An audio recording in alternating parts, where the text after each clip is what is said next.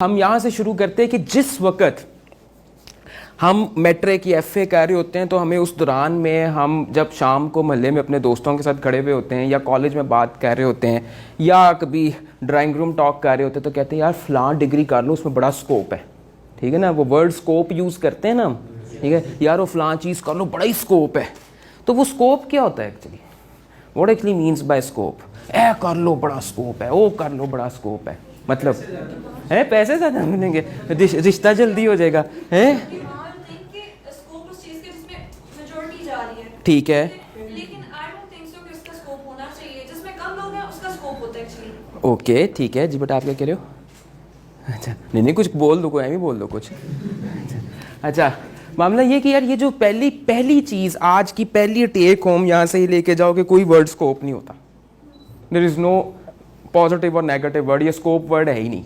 हम concept scope ये समझ रहे होते हैं कि जी ऐसी डिग्री जिसको करने के बाद जैसे ही आप करके निकलेंगे तो कंपनियां जो है ना वो जफ्फी खोल के खड़ी होंगी, ओए तूने डिग्री कर ली, आ जा मेरे बच्चे, ठीक है मैं तुझे नौकरी भी देता हूँ और मेरी बेटी बड़ी होगी मैं तुझे रिश्ता भी देता हूँ।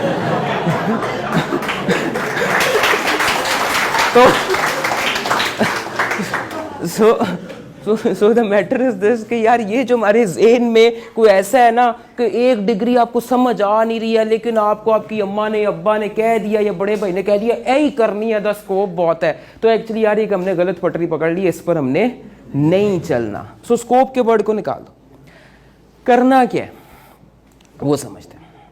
अगर आप अपनी लाइफ में कामयाब होना चाहते हैं तो आपको 4 P's ज़हन में रखने हैं और उनका एक सीक्वेंस है।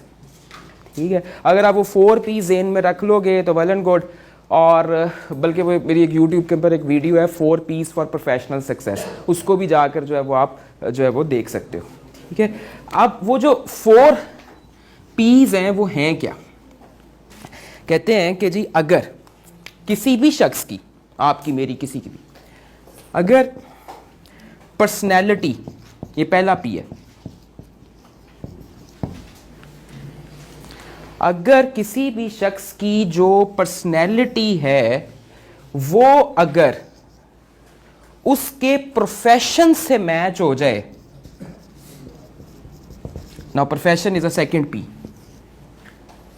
अगर किसी शख्स की पर्सनैलिटी उसके प्रोफेशन से मैच हो जाए, कनेक्ट कर जाए, तो उस शख्स का जो प्रोफेशन है ना वो उसका पैशन बन जाता है। So P is third passion, third P is a passion, जज्बा बन जाता है, उसको उस काम को करने का मजा आना शुरू हो जाता है। और जब उस काम को करने का मजा आना शुरू हो जाए तो ऑटोमेटिकली क्या होता है? 4th पी इज दिस कि आप उस काम में परफॉर्मेंस देना शुरू कर देते हैं। ठीक है, so these all 4 P's are interconnected with each other. आपकी पर्सनैलिटी आपके प्रोफेशन से मैच कर जाए तो आपका प्रोफेशन आपका पैशन बनता है, और जब वो पैशन बन जाता है तो आप उसमें इतना खुब जाते हो कि ऑटोमेटिकली आप उसके अंदर परफॉर्म करना शुरू कर देते हो। ठीक है, अभी मैं थोड़ी देर पहले कासिम साहब के साथ ही बैठा हुआ था, तो कासिम अली शाह का एक्चुअली जो पर्सनैलिटी है, इज अ ट्रेनर्स पर्सनैलिटी, तो वो मैच कर गई उनके प्रोफेशन के साथ, उनका मिशन भी बन गया, ऑटोमेटिकली उनका पैशन बन गया, पैशन से बन गया तो आगे उसके अंदर परफॉर्मेंस भी देना शुरू हो गए। ठीक है, सो द मामला क्या है? There is no concept of scope, the concept is the 4 P's। तो अपने अंदर सबसे पहले एक चीज जो आपको ढूंढनी है, इस बात को करने का मकसद क्या था? आपको ढूंढनी है कि आपकी पर्सनैलिटी क्या है। ठीक है, वो पर्सनैलिटी आइडेंटिफिकेशन आप वो किसी करियर कोच से मिलके अपनी आइडेंटिफाई कर सकते हो, या वो आप ऑनलाइन गूगल पर बैठ के आइडेंटिफाई कर सकते हो, but you have to identify. अब इसको थोड़ा सा पर्सनैलिटी का एक छोटा सा ग्लिम्स देता हूं।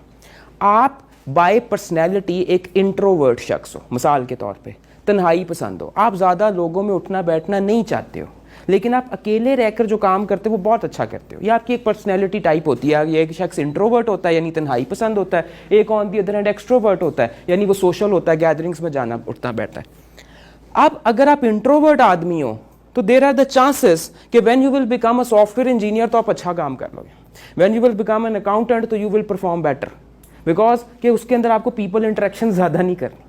लेकिन अगर आप इंट्रोवर्ट आदमी और आपको कोई कहता है यार MBA सेल्स एंड मार्केटिंग में कर ले, बड़ा स्कोप है, लेकिन आपकी तो पर्सनैलिटी पीपल डीलिंग वाली है ही नहीं, आप उसमें जा ही नहीं सकते, ठीक है। आप एक्चुअली जब इंट्रोवर्ट जॉब्स को अच्छा कर सकते हो तो देन आप जैसे मर्जी जाके लम से जाके MBA मार्केटिंग एंड सेल्स कर लो, यू विल नॉट परफॉर्म, ठीक है। सो ये एक डायमेंशन है। देर आर, आप लिखना चाहें लिख लें कि इस दुनिया में there are 16 type of personalities. आप जाकर पर्सनैलिटी टेस्ट करें अपना ऑनलाइन, आपको 16 टाइप्स ऑफ पर्सनैलिटीज में से कोई एक पर्सनैलिटी टाइप मिलेगी। वो जो एक कोई पर्सनैलिटी टाइप है ना, वो पर्सनैलिटी टाइप आपको बताएगी कि यार आपकी पर्सनैलिटी टाइप किस तरह के प्रोफेशन के लिए सूटेबल है, ये और ये सारा कुछ गूगल के ऊपर पड़ा हुआ है। ये तो आप जाकर जो है वो सोशल मीडिया को यूज़ करने के साथ साथ अगर आप इस तरह की भी चीज़ों को इस्तेमाल करोगे तो आपकी अपनी सेल्फ अवेयरनेस बहुत बेहतर होनी शुरू हो जाएगी। So do it. सो पहली चीज़ तो ये है कि अपनी पर्सनैलिटी को आइडेंटिफाई करो और ये देखो कि आपकी पर्सनैलिटी फिर किस प्रोफेशन से मैच कर रही है। बेटा बहुत से लोग अपनी ज़िंदगी में बहुत अच्छा कुछ पढ़ जाते हैं, बहुत कुछ पढ़ जाते हैं, लेकिन उनकी पर्सनैलिटी से मैच नहीं होता, वो उनकी अब्बे की विश से मैच हुआ होता है। तो वो इवन अपने मास्टर्स करने के बावजूद भी ना खाली बैठे हुए होते, सेटिस्फाई नहीं होते, ठीक है। मैंने अक्सर ऐसे लोग देखे जिन्होंने MBBS करने के बाद MBA किया और टोटली अपनी डॉक्टरी को छोड़ दिया। बहुत से ऐसे लोग थे जिन्होंने इंजीनियरिंग की और इंजीनियरिंग करने के बाद फिर उन्होंने अगली डिग्री किसी सोशल साइंसेस के अंदर की क्योंकि उनको समझ नहीं आई थी इंजीनियरिंग है क्या, एंड द वाइस वर्सा, ठीक है। सो कोई भी प्रोफेशन अच्छा और बुरा नहीं होता, कोई भी करियर अच्छा और बुरा नहीं होता, किसी भी करियर का स्कोप होना या नहीं होना ये कोई कॉन्सेप्ट नहीं है। कॉन्सेप्ट ये है कि आपकी पर्सनैलिटी जिस प्रोफेशन से मैच कर जाए तो वो आपका पैशन बनेगा, उसी में आप परफॉर्म करोगे। अदरवाइज जितने मर्जी स्कोप वाली जॉब क्यों ना हो, आपकी पर्सनैलिटी नहीं मैच करी, यू विल नॉट ग्रो। जी देखिए, आपने कहा कि हम गूगल से सर्च करें हमारी पर्सनैलिटी के, क्यों ना हम खुद से सर्च करें, खुद में ढूंढें, बिकॉज़ हर इंसान के अंदर कोई ना कोई एडप्टनेस, एडॉटनेस और नैकनेस होती है, ठीक है। अगर हम उसे पहचानेंगे, और आई डू थिंक कि हम उसे पहचान सकते हैं अगर हम तन्हाई में अपने आप को महसूस करें। तो हमें खुद को फील करना है in which situation we feel ourself much comfortable, और हम कहाँ पे ज़्यादा सुकून में रहते हैं। देखो इसका आंसर पता है क्या है, एक ना सूफियों के शेर पढ़ लो ना जितने, ठीक है, वो हमसे यही बात करते हैं कि अपने साथ बैठ जाओ, तन्हाई में बैठो, अपने आप से सवाल करो, अपने आप को समझो कहाँ पर हैं, ठीक है ना, पाजा सुरागे ज़िंदगी एंड दिस एंड दैट। ठीक है ये बात, लेकिन अब इतनी भी ठीक नहीं है, ठीक है। इसको समझना ये है कि ठीक है आप अपने साथ बैठो, अपने साथ मुराकबे में चले जाओ या जो मर्जी करना कर लो, लेकिन इसकी एक साइंटिफिक साइड भी है। एक आप कह लो स्पिरिचुअल साइड है और एक इसकी साइंटिफिक साइड है। साइंटिफिक साइड कहलाती है साइकोमेट्रिक टेस्टिंग, ठीक है, ये लिखना चाहो लिख लो। और बाकायदा ऑस्ट्रेलिया में और डिफरेंट मुल्कों में हम खुद भी इधर लाहौर के अंदर भी, पाकिस्तान में भी, आई एम ऑल्सो कोच, तो हम ये काम कर रहे होते हैं कि बाकायदा स्टूडेंट्स के या प्रोफेशनल्स के साइकोमेट्रिक टेस्ट्स कंडक्ट करते हैं। वो साइकोमेट्रिक टेस्ट एक नहीं होता, वो 4-5 साइकोमेट्रिक टेस्ट्स होते हैं। वो टेस्ट्स आप वो टेस्ट देते हो और उस टेस्ट के बाद ठक करके आपकी पर्सनैलिटी बाहर आ जाती है। तो वो ऐसा एक साइंटिफिक तरीका होता है, आपको कड़क करके पता चलता है आप हैं कौन। तो वो जो आपने तन्हाई में बैठ के खुद से सवाल करने हैं ना, तन्हाई में बैठ के खुद से सवाल करने के लिए भी ना आपको बड़ा मैच्योर माइंड चाहिए होता है, बहुत से लोगों का नहीं होता। तो ऐसे लोगों के लिए ये साइकोमेट्रिक टेस्ट्स बने हुए हैं। आपको जब वो टेस्ट का रिजल्ट सामने आता है तो फिर उसके बाद आपको कई दफ़ा इंटरनेट भी बता देता है, कई दफ़ा आपको कोच बता देता है कि यार तुम्हारी इस पर्सनैलिटी टाइप के लिए ये प्रोफेशंस की लिस्ट है जिसके अंदर तुम जाओगे तो you will grow, otherwise not, ठीक है। तो ये आपने इन चीज़ों को ज़हन में रखना है। तो आपके क्वेश्चन का आंसर ये है कि go for the scientific method for your self awareness, ठीक है, फॉर योर पर्सनैलिटी टेस्टिंग। यहाँ तक क्लियर है जी बात? अच्छा, तो एक तो पहला काम बच्चों अपने साथ जो है वो ये करना, ठीक है, या आज की एक टेक होम ये है कि स्कोप से निकलना, 4 Ps में आना और 4 Ps में जाना, तो आगे जो है अपनी पर्सनैलिटी टेस्टिंग करना और उसके अकॉर्डिंगली अपना प्रोफेशन चूज़ करना। This is number 1 thing. Second, अब अगला सवाल वो ये कि यार आज के दौर में जब बच्चे अपनी FSC करके निकलें या FA करके निकलें या ICS करके निकलें, ICOM करके निकलें, तो आगे क्या ऑप्शंस हैं वेयर दे कैन गो, वो क्या क्या कुछ कर सकते हैं। अब दो बातें थी पुराने दौर में, अभी भी जो लोग करना चाहते हैं करें, नहीं डॉक्टर नहीं बनेंगे तो हमारा इलाज कौन करेगा। So there are basically the need of doctors is always there. So people those who want to do the MBBS and the people those who want कि वो उसके अंदर FRCS करें और उसके आगे मजीद ग्रो करें, मोस्ट वेलकम। लोगों को मेडिकल साइंसेज में जाना चाहिए है। क्यों, किनको जाना चाहिए? Those who have the personality of the medical sciences, they must go. लेकिन अब हर बंदे ने डॉक्टर बनना है, this is not the right way. ठीक है, इसी तरीके से इंजीनियरिंग, अब एक इंजीनियरिंग अगर एक कॉन्सेप्ट है और उसके ऊपर फिर इंजीनियरिंग के आगे से 5-6 फील्ड्स हैं, उसके अंदर से जिसमें जाना चाहता है वो जाए। लेकिन कौन जाए? जिसकी पर्सनैलिटी इंजीनियरिंग से मैच करती है, बिल्कुल जाए। ठीक है, लेकिन ये ज़रूरी नहीं है कि हो इंजीनियरिंग ही करनी है। अब्बा जी ने कहता सी महल्ले में अपनी नाक ऊंची रखनी है। ठीक है, तो महल्ले में नाक ऊंची रखनी है, रिश्तेदारों को बताना है, इस कॉन्सेप्ट से हमें बाहर निकलना पड़ेगा। ठीक है, ये तो दो बातें हैं कि आपने मेडिकल में जाना है, इंजीनियरिंग में जाना है। But other than medical sciences and engineering, सन 2000 के शुरू में दो और फील्ड्स भी बड़ी इन हो गई और वो भी इक्वल टू इंजीनियरिंग एंड डॉक्टरी की हो गई। एक ये थी कि यार IT का कोई आप BS कर लो, BS इंफॉर्मेशन टेक्नोलॉजी कर लो या बैचलर्स इन कंप्यूटर साइंसेस कर लो और सॉफ्टवेयर इंजीनियर बन जाओ। आप इससे भी फैमिलियर होंगे। अगेन आई से कि अगर आपकी पर्सनैलिटी मैच करती है बैचलर्स इन कंप्यूटर साइंसेस में और आपको लगता है कि यार ये मेरे लिए सूटेबल है, गो अहेड, डू इट। ठीक है, बहुत इसमें भी लोग ग्रो करते हैं। लेकिन कौन ग्रो करते हैं? जिनकी पर्सनैलिटी मैच करती है, वो अपनी परफॉर्मेंस देना शुरू कर देते हैं। देन बिजनेस एडमिनिस्ट्रेशन, BBA कर लो। तो जब आप BBA कर लेते हो तो वो BBA करके क्या होता है? BBA के अंदर 3-4 फील्ड्स हैं। ठीक है, उनमें से एक फील्ड ये है कि आपने BBA किया मार्केटिंग एंड सेल्स में, स्पेशलाइजेशन हो गई। आपने स्पेशलाइजेशन की किसके अंदर? सप्लाई चेन मैनेजमेंट के अंदर, स्पेशलाइजेशन हो गई। ह्यूमन रिसोर्स मैनेजमेंट के अंदर स्पेशलाइजेशन हो गई। आपने फाइनेंस एंड अकाउंट्स के अंदर स्पेशलाइजेशन हो गई। आपने किया क्या था? BBA। ठीक है, इसमें कुछ भी बुरा नहीं है, दिस इज ऑल गुड। ये भी बहुत से लोग करते हैं, ये भी कर लो। लेकिन करना कब है? अगर आपकी पर्सनैलिटी से मैच कर जाए ये डिग्रीज। ठीक है, तो पहली तो ये बात है। तो इन डिग्रीज में कुछ भी अच्छा और कुछ भी बुरा एग्जिस्ट नहीं करता।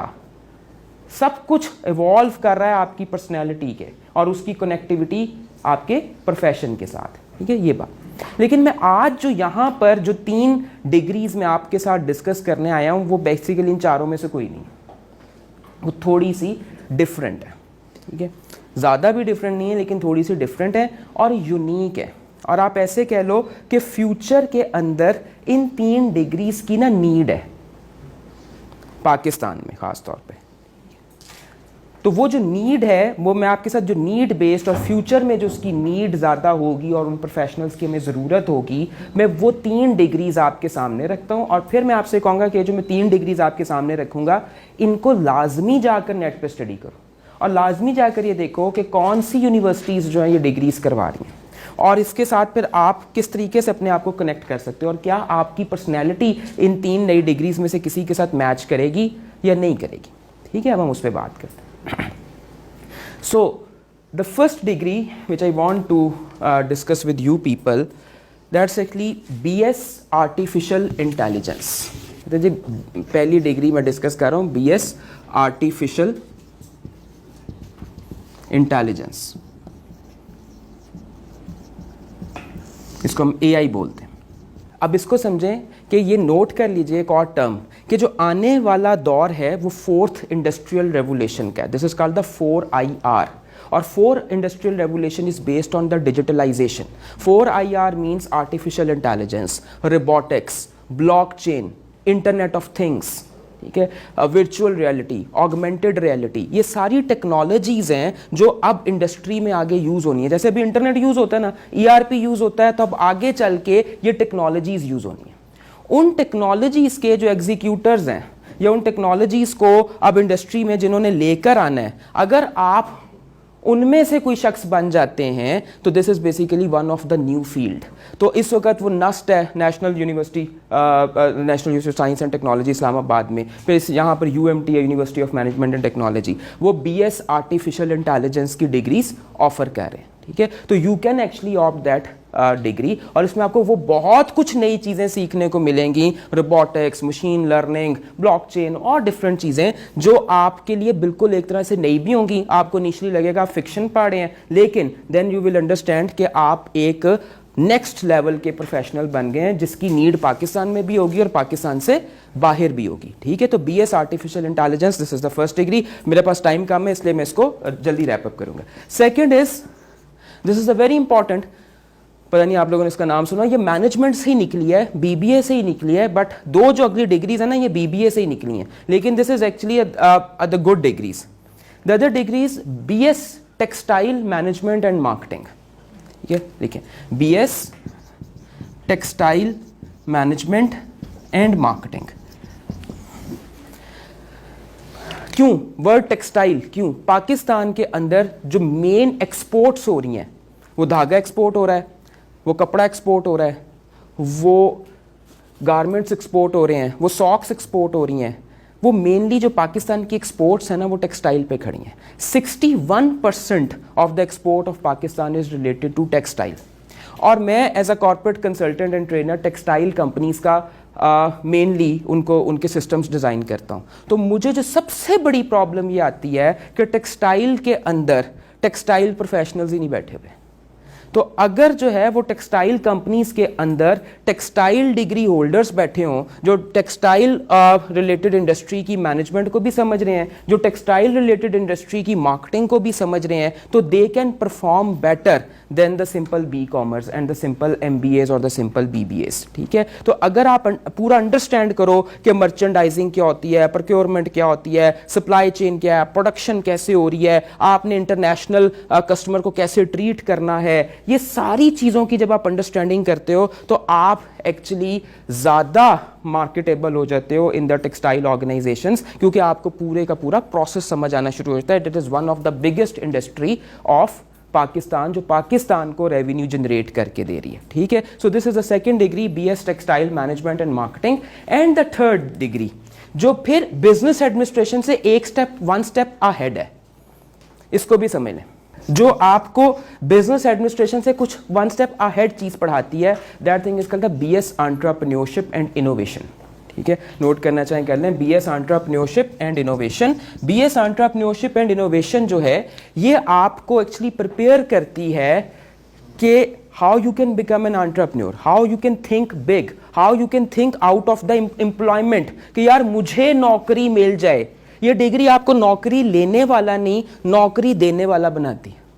आपका माइंडसेट ऐसा बनाती है कि यार आपने एज एन एंटरप्रेन्योर सोचना कैसे है, और फिर आपने थोड़े से पैसों से मैक्सिमम बिजनेस कैसे जनरेट करने हैं। ठीक है, तो ये आपकी ये तीसरी डिग्री है जो आपको एम्प्लॉयमेंट साइड पे नहीं, आपको बिजनेस साइड के ऊपर लेकर जाती है। पाकिस्तान के अंदर बहुत से बच्चे वो एंटरप्रेन्योरशिप नहीं पढ़ते कि यार ये तो बिजनेस वाली है, हमने तो नौकरियां करनी है, but this is a wrong approach.